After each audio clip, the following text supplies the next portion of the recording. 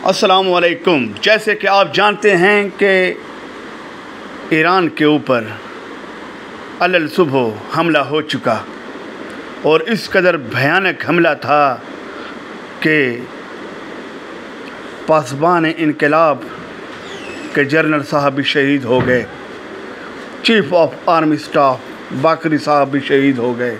ये एक इतना बड़ा नुकसान है कि खुदा न ख्वास्ता अगर हमारी फ़ौज का जर्नल को कोई शहीद कर दे तो क्या इससे बड़ा नुकसान हो सकता है। ये वो नुकसान है कि वज़ीर आज़म अगर सदर भी मारा जाए तो ये नुकसान उसके सामने छोटा है। अगर एक फ़ौज का सपा सालार ही शहीद कर दिया जाए ये तो अल्लाह का लाख लाख शुक्र है कि हमारा ईमान है शहादत पे, वरना अगर हम होते काफर तो नऊज़ बिल्लाह काफर होते तो हम तितर बितर हो जाते। लेकिन अफसोस की बात यह है कि हमारे दुश्मन तो मुत्तहिद हैं और हम शिया सुन्नी के चक्करों से नहीं निकल रहे। इसराइल और अमेरिका एक एक करके इस्लामी ममालिक को तबाह किए जा रहे हैं, जिसको जब भी ये पता चलता है कि ये मुल्क हमारे लिए मसला बन सकता है, इसमें जज्बा ईमानी है, तो उसको फ़ौरन हटा दिया जाता है।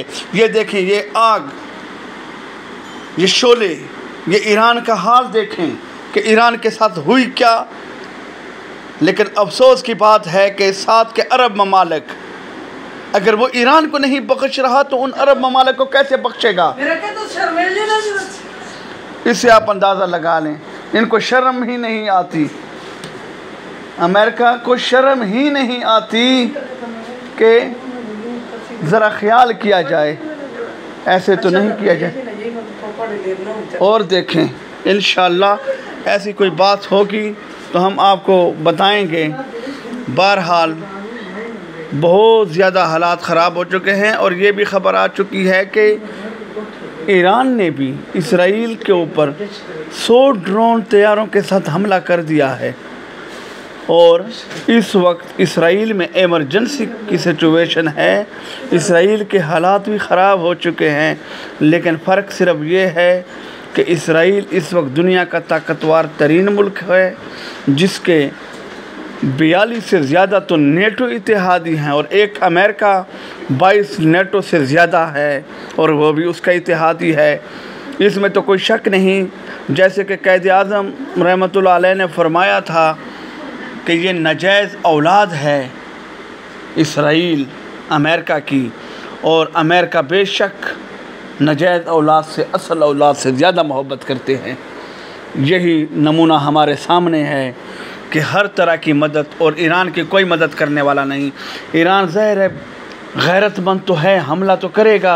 अल्लाह का ये भी शुक्र है कि उसके ड्रोन कम से कम इसराइल तक पहुंच तो गए, पहुंच तो जाते हैं, लेकिन उसके पास वो टेक्नोलॉजी नहीं है जो इसराइल को तबाह बर्बाद करे। वरना इसराइल कभी ये हिम्मत ना करता, ये जुर्रत ना करता कि उसके ऊपर आग बरसाता। लेकिन हकीकत तो यही है कि इस्लामी ममालिक एक दूसरे का तमाशा देखते हैं।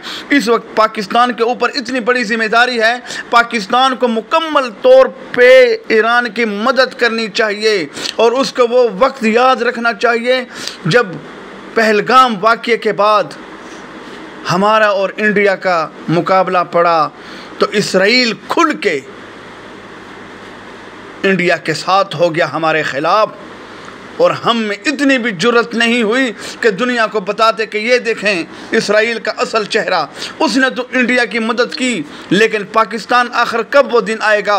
क्या पाकिस्तान, हाँ इसलिए तो कहते हैं कि मकरूज़ इंसान किसी के सामने सर नहीं उठा सकता, और अगर मुल्क ही मकरूज़ हो तो अल्लाह के बंदे, अवाम ने तो इस मुल्क को मकरूज़ नहीं किया। जिन लोगों ने मकरूज़ किया उन्हीं के साथ बुरा होना चाहिए।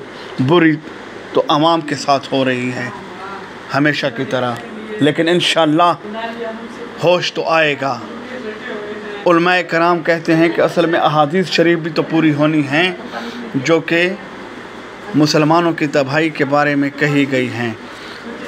इनको ये नहीं मालूम कि सऊदी अरब असल उनका निशाना है, क्योंकि यहूदी तो यही कहते हैं कि हमें मदीना से निकाला गया था और इसी तरीके से हम मदीना मुनव्वरा पे नऊज़ बिल्लाह कब्ज़ा करेंगे, जैसे हमने फ़लस्तीन पे किया, वो तो इस पूरे इलाके का क्लेम करता है कि ये इलाका है ही हमारा।